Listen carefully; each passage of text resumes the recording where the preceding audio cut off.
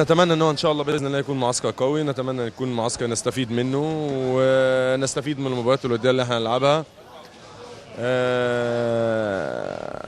يعني هيبقى معسكر جيد ان شاء الله باذن الله، وكل واحد يستفيد منه الجهاز الفني واحنا كلعيبه.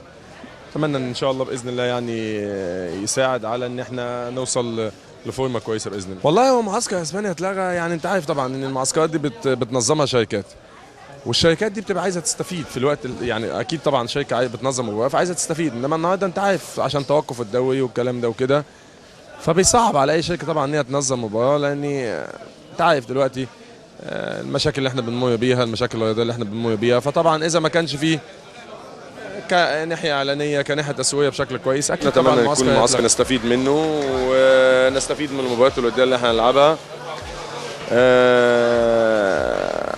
يعني هيبقى معسكر جيد ان شاء الله باذن الله، وكل واحد يستفيد منه الجهاز الفني واحنا كلعيبه. اتمنى ان شاء الله باذن الله يعني يساعد على ان احنا نوصل لفورمه كويسه باذن الله. اهم شيء ان احنا اللي موجود هو اللي ان شاء الله باذن الله هنأدي فيه بشكل كويس ونستفيد منه.